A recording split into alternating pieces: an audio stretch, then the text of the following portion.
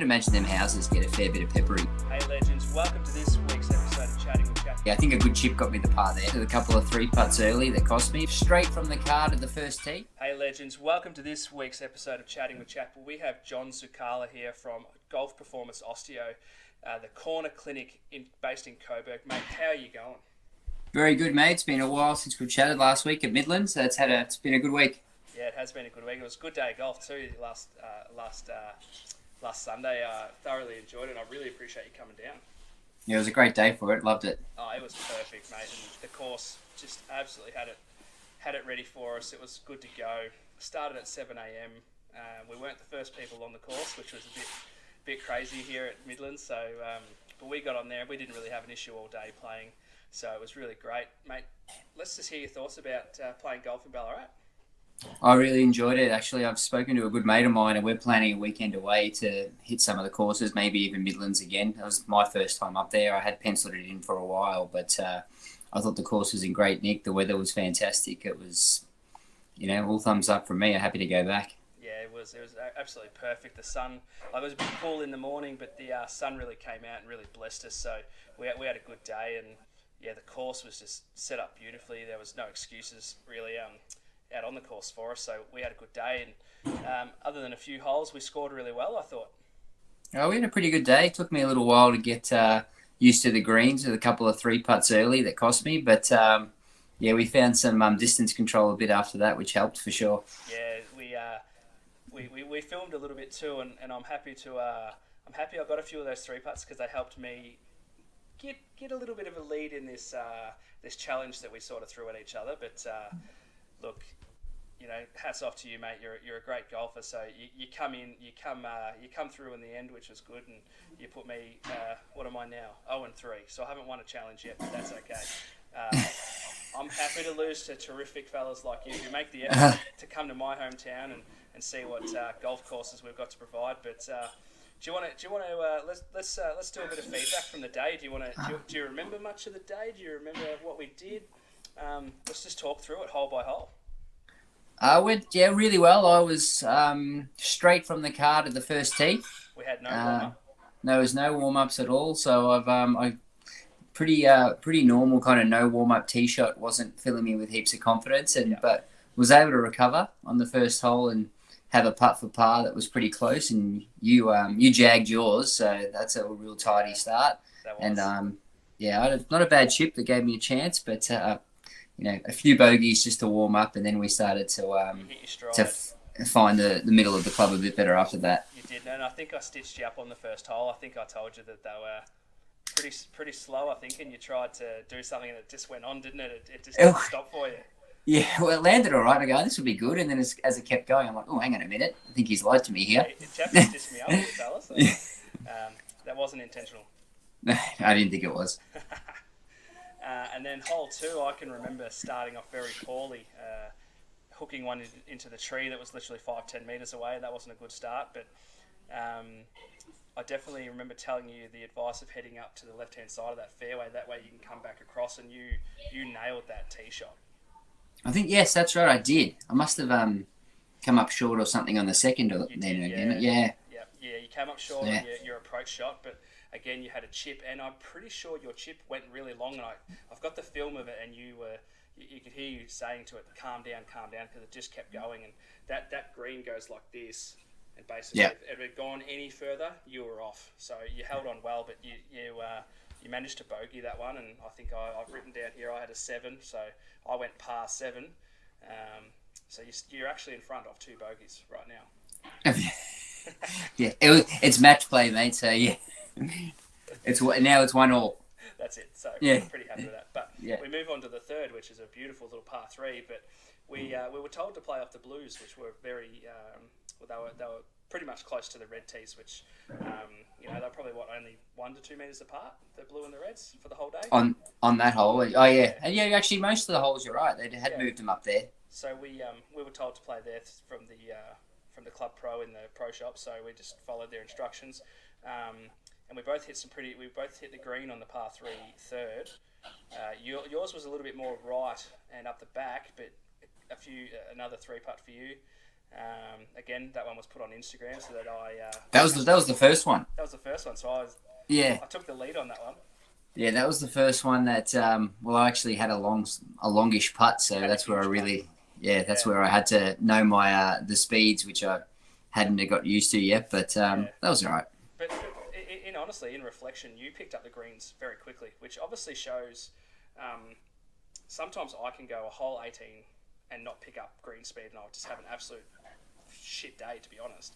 But like obviously, your skill level and your handicap shows that you can pick stuff up very quickly. So I hope I can get to that one day. But yeah, I reckon from the third, which the fourth, which I think was your first par.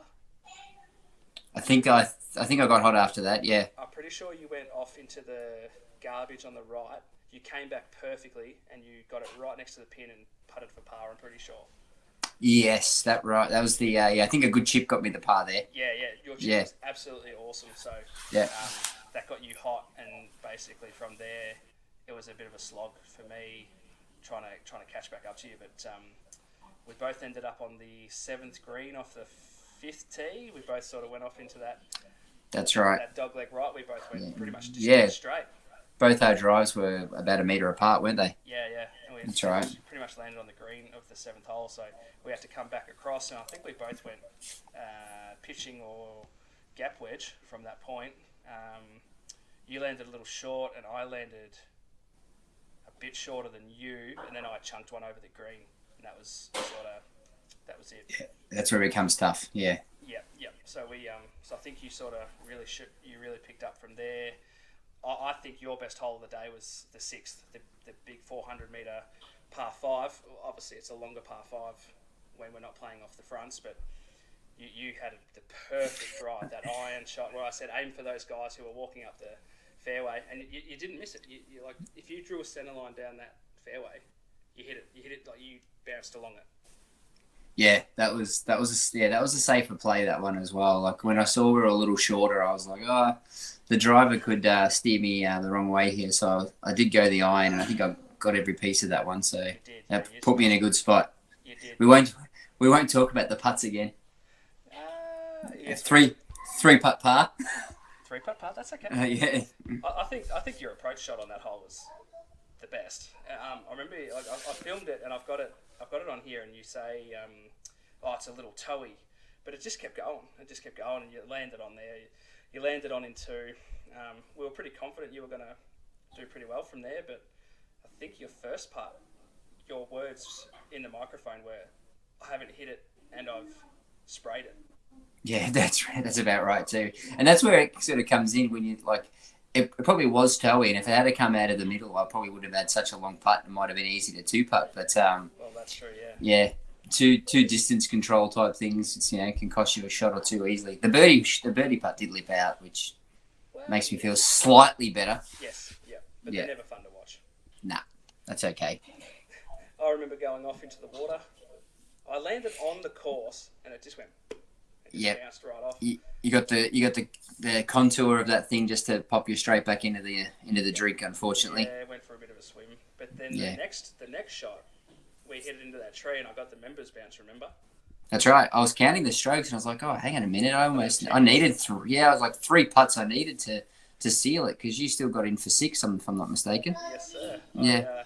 I did a chip that landed just a shy short, but then I think my best putt of the whole day was that long one in, and it landed like that far away from the hole and tap in bogey. So you had a bit of pressure on those ones, but that's all fine. And then we move on to what I think is the hardest little stretch of Midlands, and that's that just water. It's just water cover. So 7 snakes up the middle, water on both sides. How'd you play it?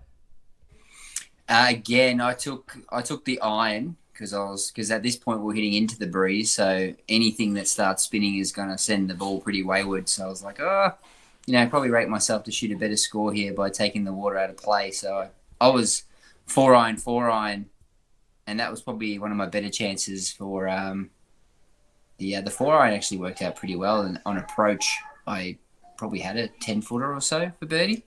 Yeah. But didn't sink that one, but that was a pretty easy tap in par. Yeah, that was a good one from you. I remember going. What did I do? I fell short of the water. Belted one into the trees. chipped over the green, chipped onto the green, and I don't remember much after that. I think it might have been maybe a 2-putt from there, 3-putt from there. I'm not sure, but it was a big score. So Yeah. and then the next one, the big, awesome little. Well, it's not little. That dog leg left is basically straight up 90 degrees turn. I remember trying to go hero ball, and I popped 2 balls into the water, and that was pretty much it for me. I stopped that hole. You went. You Yeah, played it perfectly straight up the middle, and then you turned that corner. yeah, there was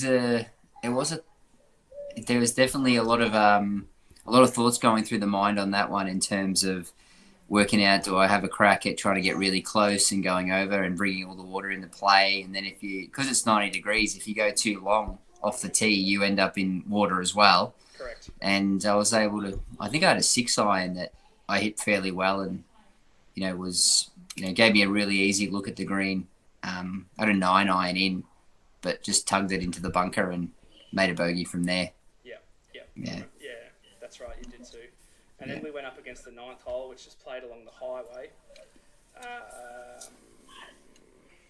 remember going long and then just fading to the right hand side, which left me a really good opportunity to come across, and I left it short. I think I bogeyed that one, which was pretty good. Yes, you did. Yeah. Yeah, So there was nothing. there's nothing out of the it was pretty well played hole, really. From a 17 handicapper, I'm meant to bogey almost every hole, and we've already got 2 pars. So how did you play? You're ahead. If I remember that, I think I was a little straighter than you. Correct. Off the tee. Yeah. You landed right in the middle, just as it turned those trees. Yeah. Funny actually, that one's leaving me. I couldn't even tell you what I scored now. Yeah. Did I? I think I was going pretty well at that time. So you were red hot. I'm pretty sure you went into the middle just as you turned for those trees. Then I'm pretty sure your chip was on the fringe. yeah. And then your putt was basically another 10 mil or so. I reckon you were pretty third. Oh right. And did I just get up and down? Yeah. That sounds right. That was a good hole as well, because the water's on the right again from the other hole. The huge dam on the right hand side. Yeah. So now you got the dam on the right and out of bounds in the highway on the left. So you can't be wayward. No, it's a tough hole, and you've got 2 things that you've got to think about, and for some players that's like shit, water, they gravitate to it, or highway, snap hook or hook it, and then you're just dead. Because on that side, on that highway, you're basically big pine trees, so you're dead in there anyway. Hard to come back from that.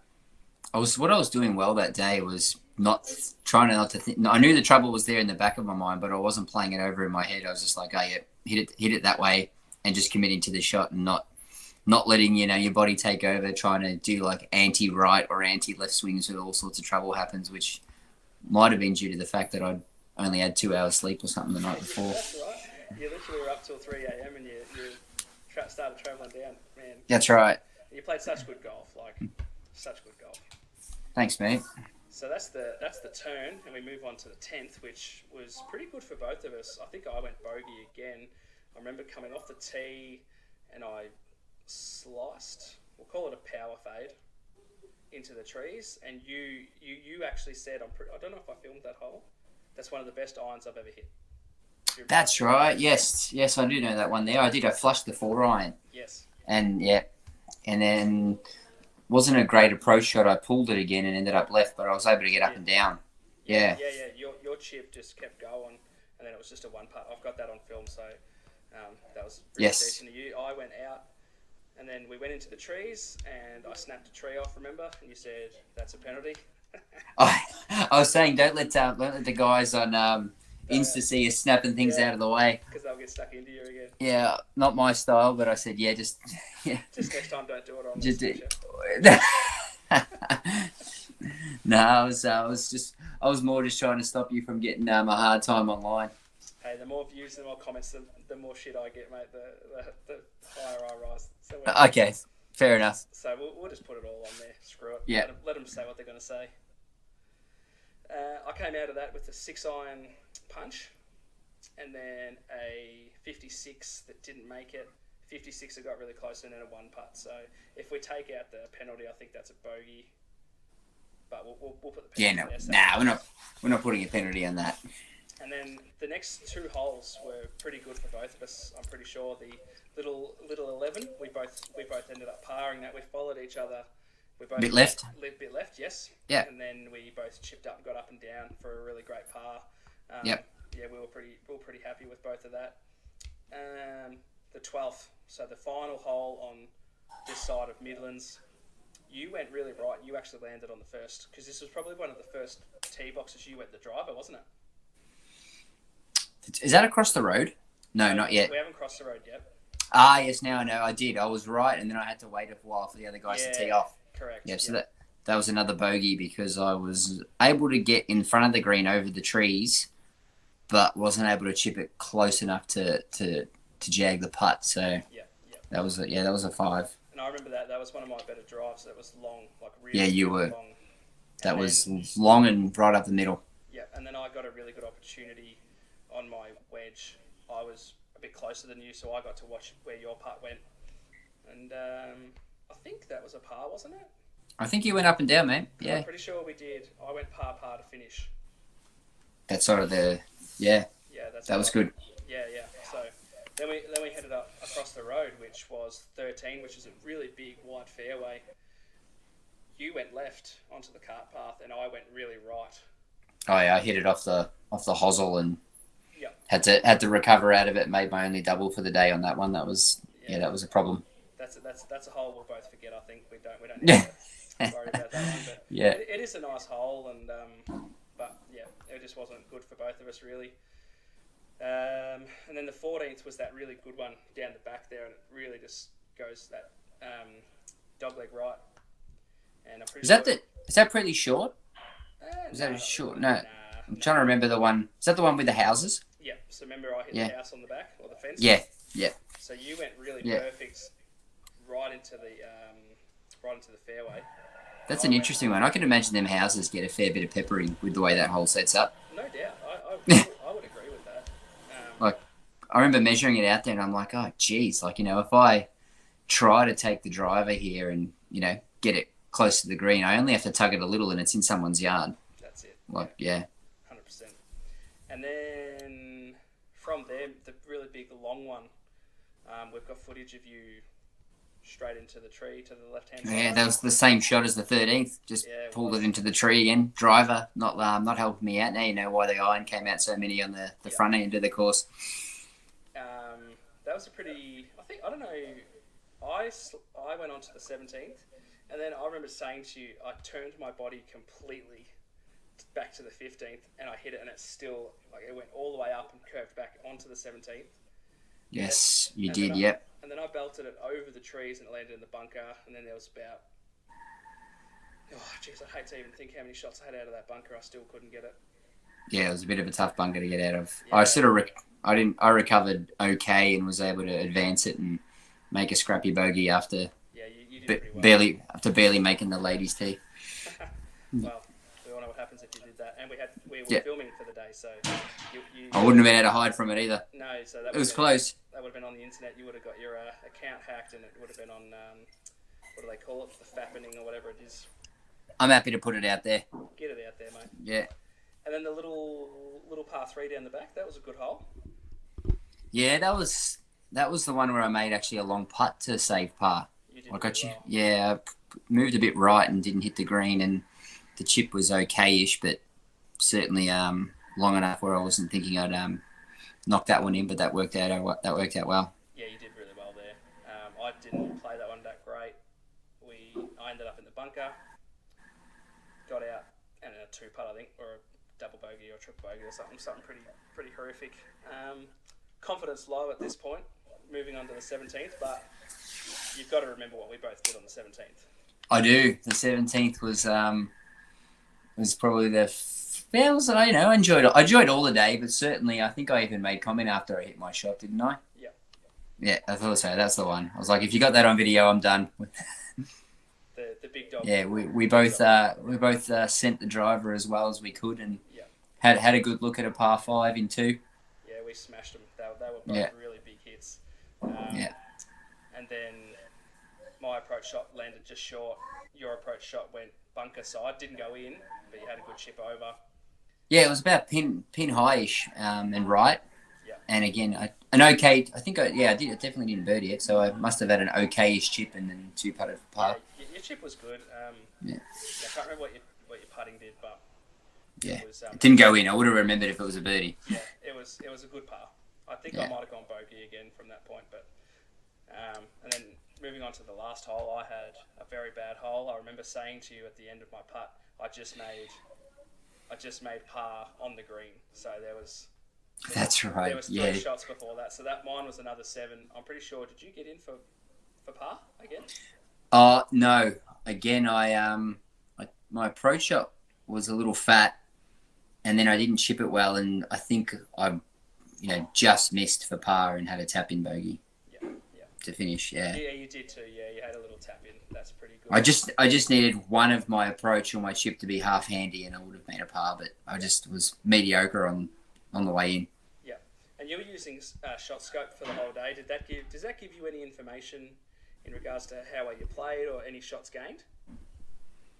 Yes, it does normally. On that particular day, I was using just the function to tell me where I was at, but normally the shot scope would plot every shot I'd have. Yeah.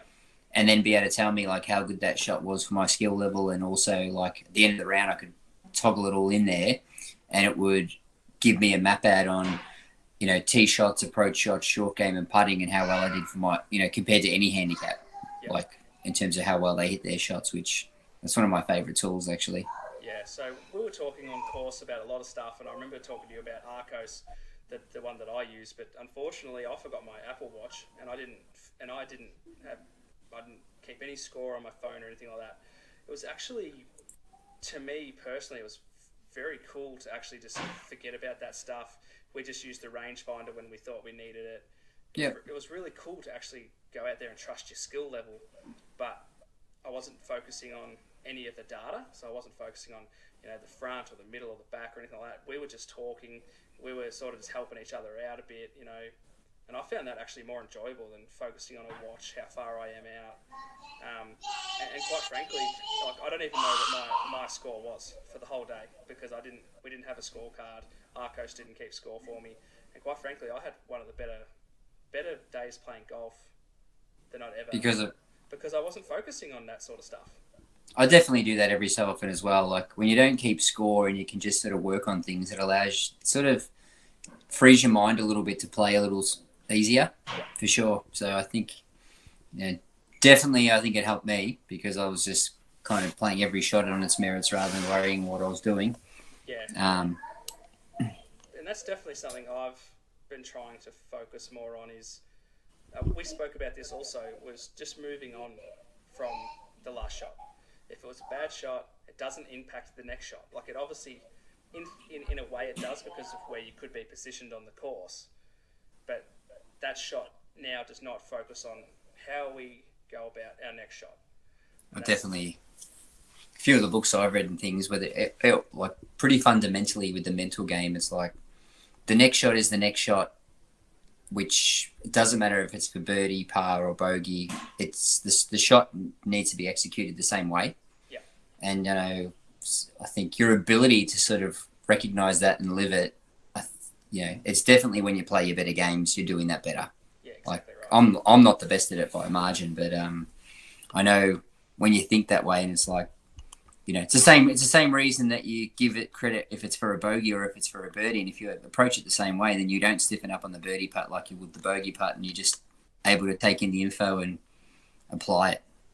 Yeah. I think definitely try to practice that as much as I can. Yeah, I agree with you wholeheartedly. I need to, because obviously it's hard for people. Like you think, geez, I can't believe I just snapped. Like I sliced that one into the. Like I could have honestly, got so down about that one that I sliced into the water, but having you there and we made fun of each other for it and stuff like that, it was just so much nicer, because I didn't get hung up with trying to address the ball and be like, I can't believe I just did that. I can't believe I just did that.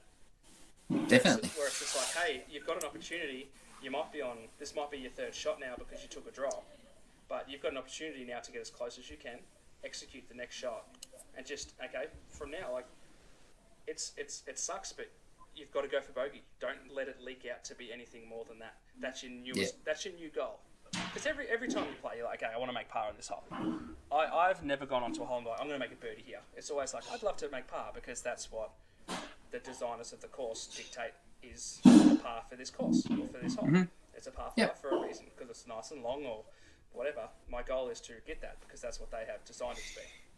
Yeah, that's a really good goal. I mean, if you're making pars, or if you're making more pars there that way, and sometimes if you think that way instead of birdies, you might play a little smarter as well. That's like, right. Just play a bit freer, because like you put that pressure of bogey on. That's not healthy. Nah. No, I'm with you on that one. It'd be interesting to talk to a professional and see what they think. Like whether they're like, look, if I play par golf, that's a good goal, because a lot of people play plus golf. Like if we spoke to Benny, the guy that coaches both of us, I wonder what he goes out to do. Does he literally, like, I know he's a very confident fella, like he tells me that all the time. No, I'm just a very confident player, mate. You're like, okay, sweet. But do you honestly go out on every single time you play, on every 18, and say, I'm going to birdie this hole? They might, because that's the way their brain is designed, to be confident about their ability. Or whether he does take, they have their yardage books. Does he write in on hole 5 par or better? That's a good question. Yeah, it's a good one. I'm sure they know their games inside out, so I'm sure that they can look at a course and start working out where their lengths and their ranges suit them. And obviously in that tournament style play, I think pin positions might factor in as well. Yeah. But I also think sometimes it might have to do with where they are in position of the course too. Yeah. In position on the leaderboard as well, like whether it's worth taking a bit more risk to make the cut, for example, or a bit more risk to finish top 10, these sorts of things, rather than that's a good point, actually. I hadn't really thought to put that that score pressure on, to think, I've really got to go for this, because it's risk for reward. If say we'll talk about Benny might need 2 birdies out of the last 5 holes at 13th Beach, for example, because I'm pretty sure on the second round he came home flying to make the cut there. So he had a really low round to come into the weekend, I believe, or it was his 3rd round when he went into the lead. I forget, but he certainly had a share of top position across that tournament. Yeah. So he was really incredible for that tournament. But did he get to a certain point and go, I have to go for it here? And then what kind of pressure does that put through your swing and all that sort of stuff? It's really interesting, and that's why they're professionals. Like we're just sitting here, like my goal every time is just to swing well and hit well. Yep. And mine too. I mean, on approach, if I've got to look at the green, and I've done a lot of work in looking at what sort of dispersion clubs and distances have, and so try to manage my expectations with knowing just how good a shot you've hit. Generally speaking, I think we overestimate how precise the tour players are. Yeah. You can kind of look up some of that stat to how big their dispersion is when they're got a 7 iron or 160 meters or something in there. And it's like they don't hit the green 90% of the time from that range at all. Like I couldn't tell you the data off the top of my head, but it usually us amateurs would overestimate how well they do. Yeah. And so when it comes to us, if you're playing off like a 10 handicap like myself, it's sort of like if you just hit a 150 meter shot and you've landed it within 20 feet of the pin, like you've hit a really good shot. Oh shit, yeah. Yeah, and so you have to be able to go, wow, like I'm cool, like that's really handy, and then think about your putting. Yeah, no, I don't want to think about putting. Yeah, that was the first thing that ShotScope actually did for me. Was like I was probably having more 3-putts and not putting the ball close enough and these sorts of things quite consistently, but it mustn't have affected me as much emotionally as like watching a drive go out of bounds or go into the rough or into the trees, because I didn't think it would be the weakest part of my game. But within the first sort of 10 rounds going into the data and then having it spit out what I needed to work on, like putting and short game was the first one. And it's definitely a fundamental. Like if you can you know, it even helps your approach shots. If you can hit an approach shot and, you know, like I said, it's a bit toey or it's a bit short, and then not feel awful because you think you actually back yourself in as a chance to get up and down and make par. Like you start playing a little easier because you're not afraid of chip shots anymore. Yeah. Yeah. You know, and so you stand over approaches and be like, okay, just didn't catch that one quite so well, so it's a bit short. I'll need to pull out a chipping club here, and then you get better at that. And you're like, okay, chance to still save par. Yeah. How often do you work on your game, your short game approach shots? What's the sort of thing you look to work on the most? It fluctuates based on how the game's going, and I think you saw the perfect example of where my game's currently at. The driver's the weakest link at the moment, so I've been, you know, between going to work and coming home, I often sneak in half an hour or something like that at a range. Yep. And if I've got longer, I might go and do a bit of everything. Yep. But I've become better at spreading it out and kind of working on the bits that I'm struggling with more so. So, you know, yesterday I was at the range on the way home from work and actually felt like I could, you know, pull the driver into a bit more control. Yeah. So, you know, try to turn that into onto the course when we get there. Yep. One question I have for you, just like as a bit of love to get your take on it. Why do you think players like me and you, like I'm obviously a higher handicap, you're a really good lower handicap, but I love how you keep referencing 10 as lower. it's lower than me. Doesn't happen too often. Yeah, I play in plenty of groups where I'm the weakest link. But yeah, go on. I'd hate to play with you then. Yeah. But why do you think, like whether it's physical or emotional, like as in it's in your head, psychological is the word. Why do you think that players like you and me can't put four aspects, well, even the fifth, but like why do you think we can't put all of it together at once? Well, again, if I was talking about this, you know, if you log all your scores in, right, and you sort of see if you kept score every single time you played, you would have like your average score in the middle of a bell curve, your worst at the absolute end when you've lost your plot, Yep. and then your best of your best. Yep. I think that exists for every golfer, and you just shift it for skill level. So it's kind of like, you know, when I tell you what's the best you've ever played, you probably did put all of them together that particular time for your skill, if that makes sense. Yes. And I think it's, you know, to oversimplify it even, it's kind of like the better you get at each of them, then that'll shift along and your score will come along with it. But what happens is as well, like you start, before you get there and realize it, you probably think you should be there already. Yeah. It's like, you know, I can break 80. I don't do it very often. Yeah. But it's like, so, you know, I'm sitting there playing, and if I didn't break 80, I'm probably like, yeah, you know, that was all right, but I'm not that wrapped. Yeah. Whereas if I do, I'm like, okay, it's a good day. Yeah. And, you know, by definition, it's probably unlikely I could have had like one of those aspects be terrible for my level, if that makes sense. Yeah. But I do know what you're saying as well. Like, I can't believe how often like if I look round to round, right, round to round, my weakest link is not consistent. Like if I go into the data after round, it's like, okay, what cost me the most today? Like it fluctuates a lot. And I have to kind of then go and look at a data set that's more like, what was my last 10 rounds like? Okay. Because, yeah, very easily I could go, oh, yeah, how was today? It's like, yep, that doesn't surprise me.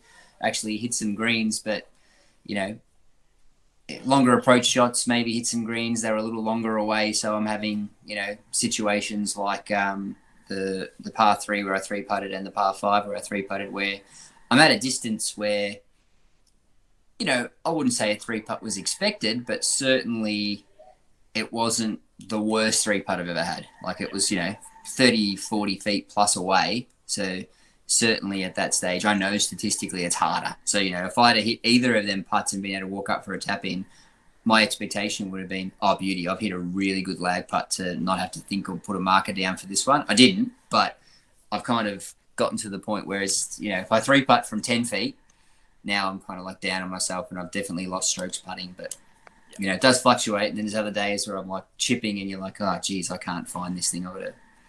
start bumping and running it or something because Yep. I'm just flubbing it. And I think that point right there is what makes, um, like, say a golfer like me, like, you know, your 17s to 20s, that could turn us into 12s, 15s. The intelligence to go, that's not working today. Because you only have, so let's break it down, right? You've got 18. So this is how I asked my coach this, my first coach. Well, he is my full-time coach here in Ballarat, and Benny just helps me with stuff. Yep. But Daniel, is that right? Dan, yep, Dan Yep. from Ballarat. Awesome. I asked him one day, how come, like, because when I first started, I didn't really understand the swing difference between a driver and an iron. And I said to him, how come I'm pretty good with the irons, but I just can't figure out the driver? And he said something really cool. He was like, because you only get 12 to 14 opportunities per round to hit your driver, where every other shot is almost with your iron. So he's like, because you've got more opportunity to get better per round and stuff like that. And I was like, yeah, that's really good. That's a really good point. But going back to the question and your answer actually is, I actually agree with you. Like, I look at my Arcos, and driving will be green, putting's red. Then the next round I'll come in and my approach will be red, and my putting will be green. So it's never really on, and I don't actually understand how the data works because my putting is never usually at all ever a strong suit. But for some reason, some days it can be green for the same putt that I did last week that was red. And I get like really confused about it. And I'm like, okay, sweet. But like, I've only broken 90 once officially, like actually in a tournament with people, with evidence, with a signed scorecard. With evidence. With evidence. And people I love that. well, it's like, you saw me hit, how many pars did we? I think I did 4 pars with you. Yep. Like, I could put videos up all day long on Instagram that show me hitting pars, but like, sorry, how many people actually believe it? But I had like you there. We filmed a lot of the day and stuff like that. So the day I broke 90, everything was on. I hardly missed a fairway. I think actually my approach was the worst part of the day, but chipping was unreal. Like, I got so close, and then I was just one putting. So I got 86 that day, and then since then I've never been able to put any of it back together. So like, one day the driver will just be mwah, the chipping will be spot on, the approach shots can't do it, and putting I can't do. Then the next day the approach shots will be, the driver will be shithouse, snap hook everything, slice everything, and you start thinking, but that ability to actually say, righto, the driver's not working, but my irons are on.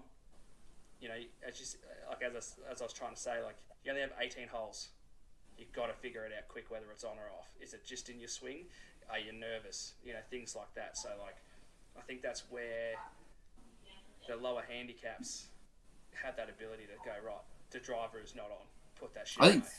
I think you're absolutely spot on. Like, it'd be, well, I think even the lower you get, you probably make some better decisions to keep yourself out of trouble. But I also think that as a skill, I'd almost imagine it'd have to be fundamental to lower handicap players because I wouldn't consider myself that. And more often than not, like from a driver perspective, it's like I don't know, if I've had 3 or 4 of them not work out for me, I'm not convinced that I don't stand over the next one feeling like, oh yeah, I know how to tweak this and get it back into play. Like, that's pretty tough. Yeah. And I'm pretty sure, the only way that my 10 turns into like a 5 or something is for that to be like, well, to be able to be like, okay, all right, I just did something really wrong with that one, and then be able to get onto the next hole or even 2 holes later if it takes it to pull out the driver again and actually bring it back onto, something workable. Yep. Yeah. Yeah, it is tough. And I mean, if you're not driving properly, it's pretty hard to have a good day because often you're not even giving yourself a chance to see how good your approach game is going, especially if you've got penalties and hitting out of trees and things like that. Like, that's pretty tough. Oh shit, yeah. Yeah. Talk to us about Benny. Let's talk about Benny. You had a great opportunity to go and play with him side by side at Moona Links. Talk to us about that. How does he go about his game? Is he just rock solid? Does he get to a point where he's talking shit with you, and then all of a sudden he just goes switches on, and that's the shot? Talk to us about what a kind of professional he is. Oh, well, I got to play with him, and I played with him under the, it was a coaching sort of playing lesson. So he very much tried to, help me with my game and played along with us. Yeah. You can just tell that their processes are like etched in stone. Yeah. And what I mean by that is it's like, okay, knows the course, knows the target off the tee, right? And so, then, obviously on the day you have to factor in things like wind and all that sort of stuff to, for club selection, if you're not, pulling out driver, for example. Yep. And that decision and that process just gets made quickly within the same thing. So like he'd be like, yep, this is driver. We're aiming up the left here. And, he'll be like, I'm, just going to fade it off the bunker that anything feeds down there is fine. Yeah, okay. Right. So, and, they do say things like, it's not like it's this small little target area. It's kind of like if I get it into that zone, then I know I'm not in trouble. And from there, I'll go down to that ball, get the rangefinder out or the yardage book and work out what the next shot is. And, I haven't quite worked this out yet. I tend to just think in terms of how much more or less club. Yep. But they seem to have a very good understanding of going, right, especially at Moona Links Open course, there's a lot of elevation sometimes. It's like, right, you're hitting into the, just zap the flag with the rangefinder, 120 to the flag, it's uphill, it's into the wind, that's probably playing more like 145. Yeah. Right, and I think that's to simplify. It takes into account elevation and wind and be able to go, okay, what's my 145 shot? Yeah, and he grabs it out. And grabs it out, goes bang. Yep. Exactly. Yep. And that was just every single time. And there was very much a confidence thing as well. Like he would pull me up and be like, I'd say something like, geez, that bunker looks like it's a problem. It's like, no, it's not. You're hitting the ball that way. Go. Yeah. So things like that. That mindset stuff. Yep. It's just very much like, no, I'm hitting it that way and go. Very, very positive self-talk with, and it kind of, like I said, was probably definitely happening natural for me when we were playing, yes. Which I reckon was a combination of, me mucking around with yourself, knowing that we were just out there for a good time. I wasn't playing like an official card round and just letting my swing happen and, being mindful of it. Like I couldn't pretend it wasn't there. Like a really good example was that hole that you said, it had the almost 90-degree dog leg. It's like, do you go over the trouble and go for glory and leave yourself really close, if my driver's on, reachable, right? But it's kind of like it's a very small area in terms of like, even I could hit a really good drive and still be in a problem, which I'm like, oh, geez, I didn't like them odds. Whereas it's like, aim away from the trouble and be like, oh, I'm going to have a, sub 9 iron in. Yep. And it's like, even if I don't hit this iron that well, like I can see the green once I'm far enough up and I've still got a chance to get on. It's like just quickly kind of going, I've got more outs one way than the other. And sort of played it that way. And I think being confident in your decision, then just executing the shot. Yeah. Where on that hole you baited me into going over the water. I did not. I think I was trying to. I think, if anything, I was like, geez, sooner or later he might see what I'm doing here and he might follow suit. No. No chance. I've actually got it filmed, and you said we're here for a good time, not a long time. So you baited me.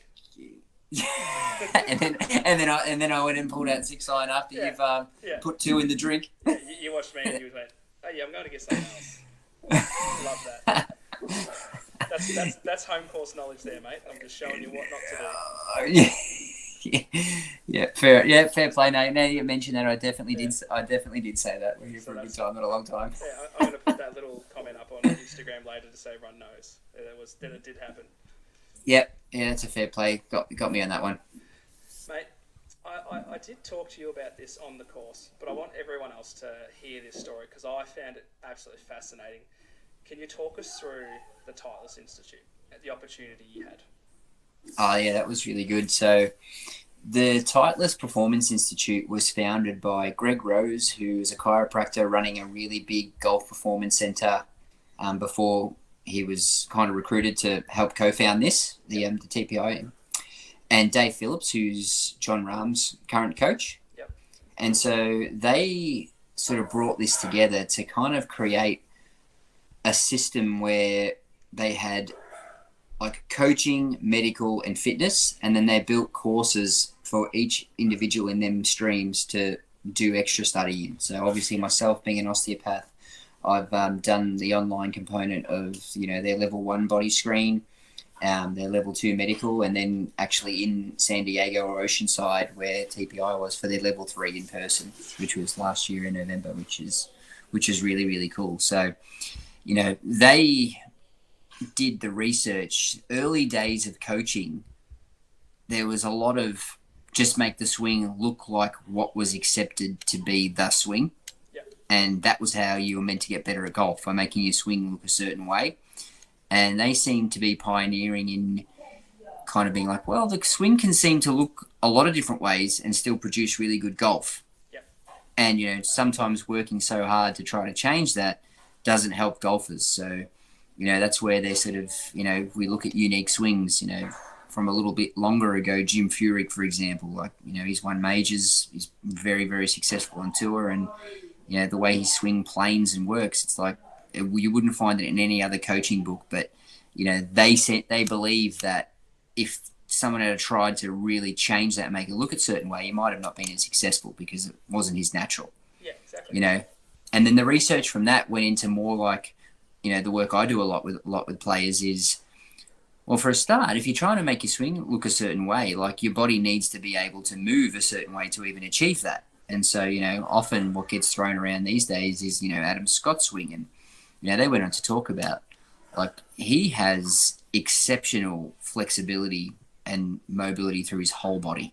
And so to get into positions like he does, it's like that is not available to people sometimes, even with rehab treatment and things like that. And so you're often going to compensate or maybe even injure yourself trying to do it. So understanding that between like your coach and then someone like myself and the fitness staff to work out what's best for you is kind of what TPI are trying to put out there. So all of their streams kind of have these connections where they try to build a team around players. Like you've got your medical staff to help you with injuries and management and maybe ongoing mobility, as well as your fitness staff helping you with performance and getting you strong in the right areas and mobile in the right areas, as well as your coaching to link into that. Like coaches get educated a lot to go, you're asking this player to, do something with their backswing and they've got a really dodgy shoulder, for example, it'd never get into that position. And so you might be going, well, actually, it's going to be a lot easier for us to just work you with trying to get you to fade the ball because it's easier with the way your backswing works. It's really hard for you to come from the inside based on shoulder mobility, for example. Yeah. And so that's where you get into the nitty-gritty of performance, especially with the elite guys. Yep. And that's, I do a lot of that at work as well, where they've found a natural kind of a swing, and once you get the measurements on what that swing is, it's pretty easy to work out which sort of shot shape and the types of shots are going to be easier for them to hit. Yeah, that's awesome. I remember asking you on the course, and I was just, we I think we'd only talked about it from one shot to the other, and it was, and I was just blown away. So I just wanted all the people who watched the pod to hear about the opportunity and all that sort of stuff. So thanks for sharing that. Yeah, from a medical side of it as well, one of the things we did was we have a system of assessment where we've got kind of pass and fail marks for all patterns of movement. And they work really well in terms of going, okay, hey, you're really good here, you're really weak there. And we set up things to even be preventative, where it's like, okay, you're lacking some mobility here. Often the big ones like the hips. Really simply speaking, if your hips lack mobility, it's quite likely your lower back is taking on the extra load. And with something like the golf swing, if that's happening and you're an avid player, it's probably a matter of when and not if that lower back starts giving you trouble. So we work a lot to try to prevent things as well when we screen the clients coming in going, oh, let's address this before it becomes an issue. Yeah, sort of that prehab type stuff. That's right. Yeah. So that leads me into my next one. As an osteopath who treats golfers, what's the most common injury you're seeing? Is it lower back? Is it shoulders, wrists? Lower back. Lower back. Yeah, lower back's the biggest one. It's given the fact of where it is in our body, like, our core, if if something isn't functioning to its full potential above or below it, your upper back, your middle back, your hips, your ankle, then generally speaking, that's going to place some extra load through the lower back. And so, a lot of the analogy we use is it's like often it's the victim, not the cause. Yep. And because it's so easy for something else above or below it to not be functioning quite correctly, Yep. and then it gets sore. And the other thing is as well, when we say golfers, as much as it's great treating the professional guys, like, we also treat a lot of people that have 9 to 5 jobs who love playing golf. And, if you sit down all day, like, you're setting your lower back up for problems as well. Like, that's a really hard thing to, we get all the muscles that get tight, that put too much pressure on the lower back. That occurs a lot with sitting. Then all the muscles we use for golf, like our glutes, our obliques, our abs, they kind of get lazy if we sit all week. And so, when we find someone who finally decides to take up golf and, they've been in the office for the last 5-10 years, it can be really hard for them to, not hurt themselves almost. Yep. Which is my next question. You've actually led yourself into this. Yep. What kind of tips and hints do you have for these beginner guys who are like, hey, I'm an office worker, I'm a banker, or I don't want to just say they're bankers, but I'm an office worker. Yep. I want to come in, I don't want to get injured. So what are the tips and hints, or even some exercises that you would give them just to say, hey, this is where you need to start. Let's just work on that first. The biggest one is we're not designed to sit down. And so the biggest value I feel like I'm giving out at the clinic all the time is I go, you just need to get in a routine where you stand up for short periods of time very frequently. I often say between 20 minutes and half an hour. I actually don't have any idea what that's like to do because my job has me up and about as a part of the day anyway. Yep. But the clients that are good at it say they often have to set up a reminder on their computer or on their phones or something. And it only needs to be for a minute or so where you open up your hip joints, you're moving through your lower back and, doing some basic even squatting just at your desk, just so you aren't in the situation where, 8 hours a day is one thing, that's into a week, into a month, into years, like just offsetting that. We're meant to be standing up, moving around and all these sorts of things and not having our hips get tight and lazy and that sort of work. So that would be the one I think makes the biggest difference. Yep. If you're just getting into golf as well, like I think you can go to a coach, and if they've got an ability to work out how you're moving, right, then they can sort of go, okay, if this is not moving so well, potentially they're going to refer to someone like myself to be able to then assess your movement.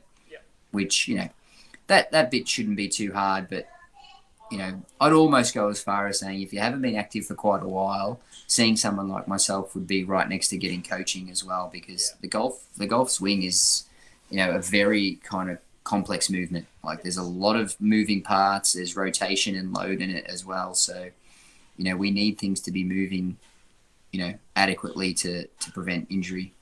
Yeah, I would tend to agree. Like obviously I've played for 12 months now, but just thinking of all the, like obviously I think we discussed it, I was an exercise physiologist who's moved on to plumbing, big difference, but just someone who actually never sort of put that sort of load in myself. Now I'm playing, I've been very fortunate enough not to be injured in the body, just the hand, but just thinking like obviously through my EP roles, just sort of thinking in my head, geez, there's a lot of load involved in here, and then just fortunate enough that I haven't been injured, so hopefully that means I'm relatively fit-ish and that I've had enough training over the course of my life to prevent stuff for now, but obviously looking to improve my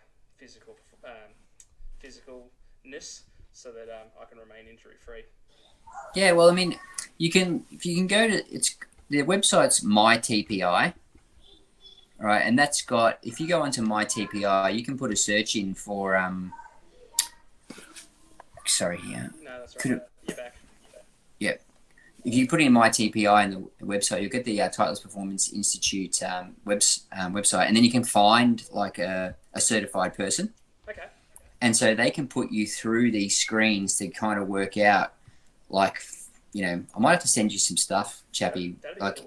If you do the TPI level 1 screen, it'll look at the way your body moves, and it'll predict how likely you are to have certain swing characteristics based on your mobility. Yep. Right, and so you can use that as a kind of version of going, okay, and it gives a fitness handicap where it's like, how well are you actually moving? And sort of, and so you can then look at that to go, well, using a combination of strength and mobility training, you can potentially improve that fitness handicap and be more likely to be able to perform golf-wise and not get injured. That's what I like to see. We're gonna be bombing more 300s, I reckon. Yep, I think so. We'll get out on the course again real soon as well. I was just about to ask you that. When do you want to tee it up again? That's a really good question. I definitely want to tee it up again. With no diary in front of me, it makes it hard for me to know. But I think the Sundays don't work too bad. I've got Friday. I got Fridays off as well, so we can often make something like that work. Should you be able to get away from the plumbing gig? Well, mate, I put in enough time for leave. We can make something happen. We can just play all day. Don't Perfect. have to worry about it. I'm due to host you at the local track, I think. That was our next plan. So talk to us about your home track. Let's discuss it. Let's hear all about it. I'm keen to get there. Yeah, Goonawara out in Sunbury is my local track. I was a member at Northern in Glenroy for a few years, and then with the work changes and another little child running around at home, it was a little harder to get out there to play. Yep. And so I joined up. Dad's an old faithful member at Goonawara, so I joined back up there so I can play with his band, him and his band of merry men, which is always good fun. So yeah, I'll get out there every week, handing in a card and playing with Dad at Goonawara. I think it's a good value public track. Like, certainly it's got enough holes where you have to think. It's not all straight up and down. Yeah, cool. There's some good risk and reward holes. When it's got the right combination of sun and water, then holds up really good nick. Yeah, really good nick. It can get a little flooded, which a lot of the courses out that way can. Yeah. When there's been too much rain, but I think it's a good hidden gem. Yeah. No, we'll hit it up. That's the next point of call for us. We'll got to play your track, and hopefully I can come out on top, and then we play round 3. Yep, you're due for a square up. I am due for a square up because I win 3 and it's not good. We can get a little tricky with the editing if we need to. Don't tell anyone. No, okay. Keep it to ourselves. That's it, mate. Look, mate, I'm gonna hit you with some quick fire Q&A. So just some really quick ones, all right? Yep. So you told us before your handicap is 10. Your favourite club in the bag? Pitching wedge. Whew, I like it. You told me on the course, but let's hear about it. Your favourite ball? I've got a Snell MTB Prime X. Yep, I like that one too. Best score? 77. If you could play any course in the entire world, where are you going? Augusta. Yep, perfect. Who's your favourite professional, Australia or worldwide? Golf professional. Oh, geez, I respect all the players so much, hey. I'm loving Victor Hovland at the moment. Yeah, nice. I like that. Yeah, I like that. Yeah. Who has been your biggest influence on your life? Oh, geez, on my life. Pretty simple. I just say mum and dad. Yep. Yeah, mum and dad, my kids. Yep, perfect. Yeah. Legends, let's thank Jon Zuccala for coming on. Golf Performance Osteo on Instagram. Thanks, John. Thank you so much for having me, Chappy. It was a pleasure. Anytime, my brother. We'll see you soon. See you, mate.